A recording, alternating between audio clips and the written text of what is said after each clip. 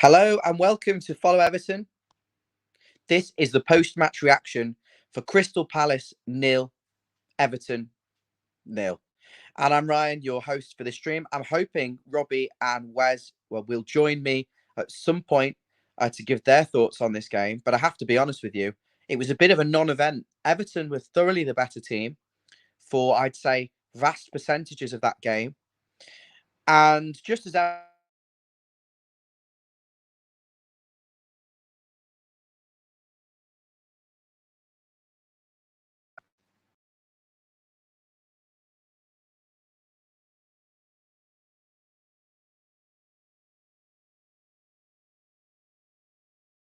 apologies.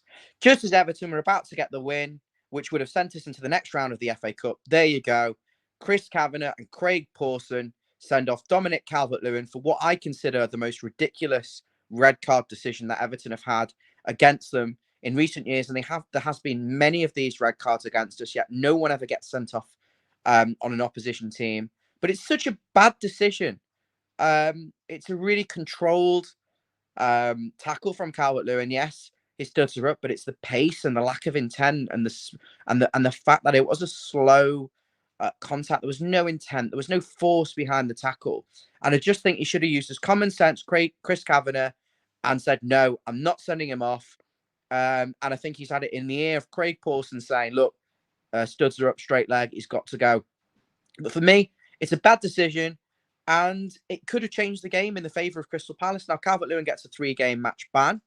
Dwight McNeil has suffered a really nasty injury, what it looks like. I'm hoping it's just precautionary for McNeil and isn't too serious.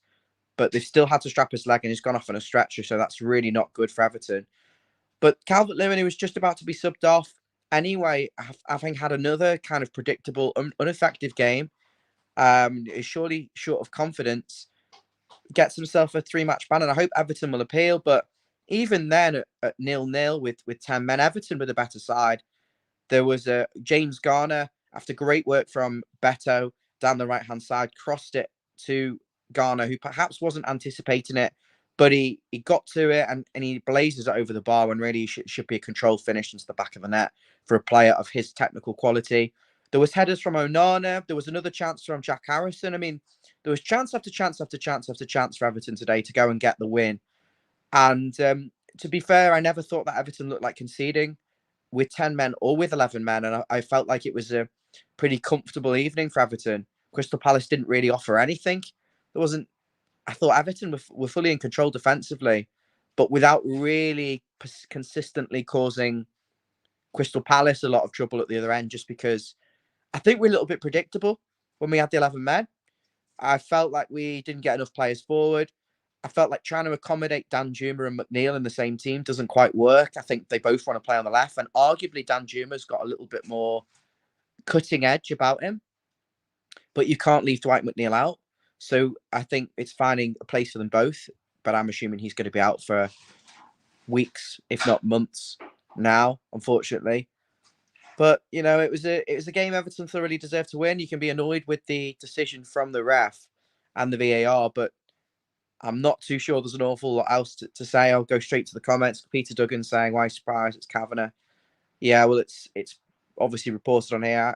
I know him. He's a nice guy. I really hope it's Craig Pawson impulsing on him and he's fallen for it. But it's a bad decision. I'm really quite furious with the referee and the VAR today. I've got to be honest with you. Yeah, it's just a way to control and add another layer of corruption to how decisions are made in this in English football.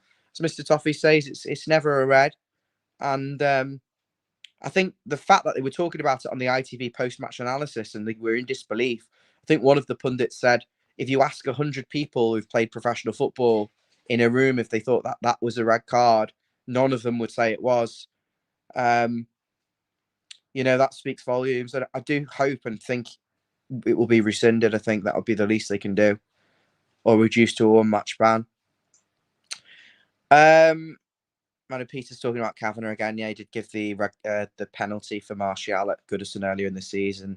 He was the ref at the VAR when we played Burnley a few weeks ago, though, and there was no drama there. Gary says, "What good is it tomorrow? Absolutely nothing. There's no point." But we're on the end of bad decisions all the time. We're not getting luck. I mean, there was a penalty shout. Beto's getting held by Anderson. He's got his arms both around him, and there's more contact in that than the Jota foul on the Jota foul by the Newcastle United goalkeeper the other day. So, what contact is allowed and what contact isn't? Because they're both contact in the box.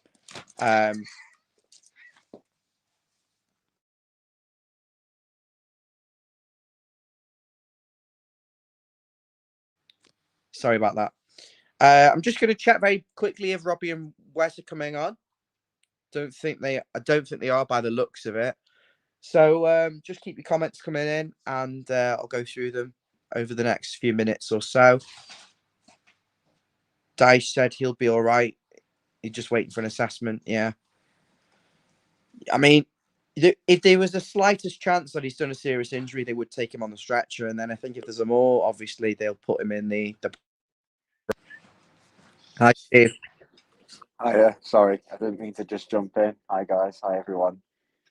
I'm on the train. It was very crowded.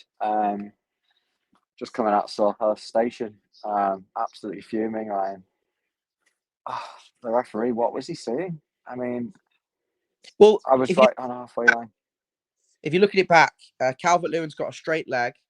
His right foot is straight with the studs up, and his left foot knee kind of is bent, wins the ball. But you could argue that studs up into the ankle is a red card, but it's the fact to everyone else it looked like slow and controlled with zero intent. And I think to send him off, even from at home, I think every pundit, everyone's saying it's not a foul. What did it look like at your end? Yeah, I mean, look, I'm on halfway line. I'm right by the VAR assistant. So, for it, obviously in real time, it's quite hard to see. I was actually looking at what went on with I think one of the Everton players went off into the hoardings near me, and that was a distraction. And then I saw it back on the replay in the stadium, and I think the whole stadium, including the Palace fans, many of which I've just been chatting to in Selhurst Stadium, were actually in shock that they were checking the card for red card.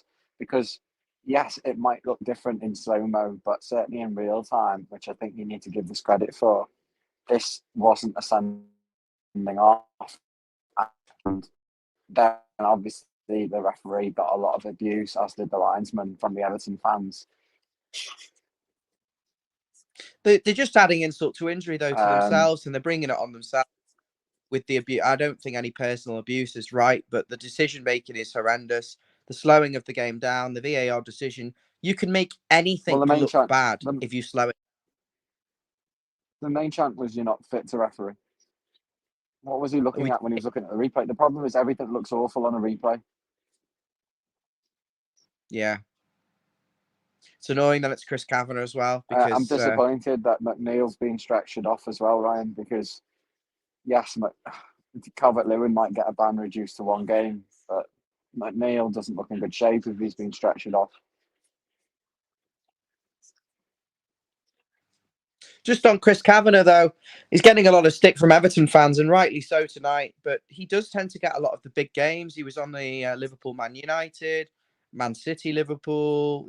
He seems to be well trusted. So I am really disappointed in this. It'll be important to see whether the PGMOL actually back the VAR and the referee on that today and do upheld the 3-match ban, which would see him miss Aston Villa, the replay for this game.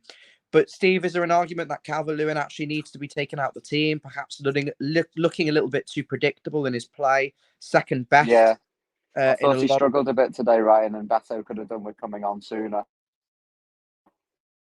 Yeah, certainly that was a consensus of Everton fans that I was with. We had a very large contingent today. We took half of the main stand.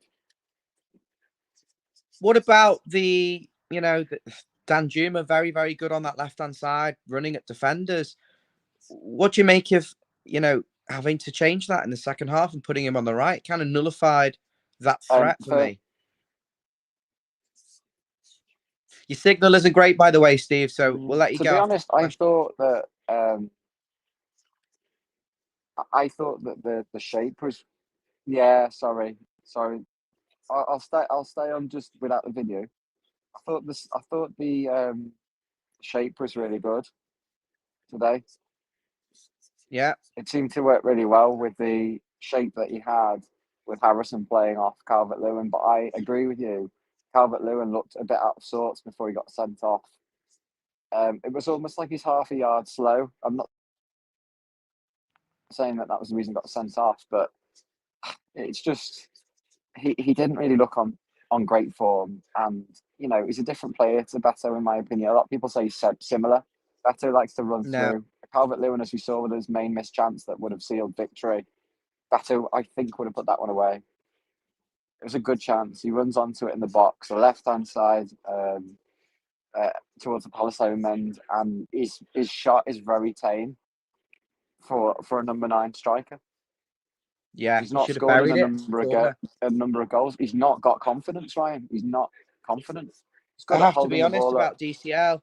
He scored a lot of goals for us, but he still doesn't look like a natural goal scorer, and it is concerning. I think you could tolerate it in some of those other games where we were winning them, and Calvert-Lewin was contributing in other ways to the team. But when he's not scoring and not really contributing and looking out of sorts, then I would have been taking him out anyway for Beto and giving Beto a chance today. I appreciated the team selection from Dyche today with the 4-2-3-1. I think it was the right decision. But I think, Steve, we're desperately crying out for another option out wide on the right. If, instead of forcing McNeil into that position, it would have been nice to have had a more natural right player on there. And I think moving forward now, against Aston Villa next week, McNeil, we expect, will be out. We hope Decore is back. I mean, I was told he was out for a month, and surprised you're he right. out for a month. Dyche has strung us along with Decore. He was out for a month, so I don't know why he's doing that. But Decore straight back into that midfield, and Danjuma on the left, and it's kind of a straight swap.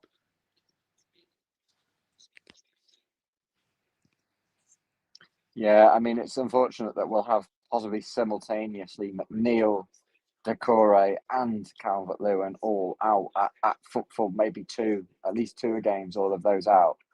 And every point is vital. I mean, the main picture today is we're taking them back to Goodison, having absolutely battered Palace. They didn't look like a top flight side. No. Everton made them look like a weaker side. But we weren't brave enough, Steve. We didn't get enough players forward into the opposition areas. And in a way, we looked more threatening with the 10 men. Because Palace left more gaps.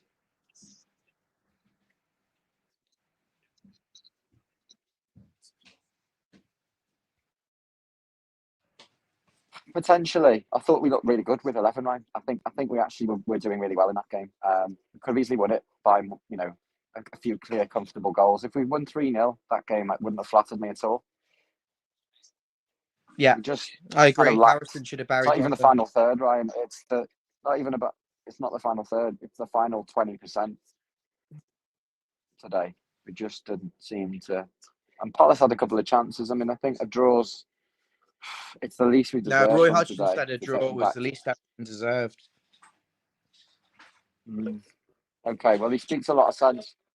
Just finally, Steve. Yeah. Just finally, Steve, the penalty incident. I mean, it was waved very, very quickly, but 2 arms around Beto in the box. Didn't get to see it, Ryan. It's sometimes quite hard. There was a lot of standing. I didn't get to see that, to be honest. Okay. Thanks, Steve, for your input. Okay. I'll continue watching. Thanks, guys. Thanks, everyone. Right.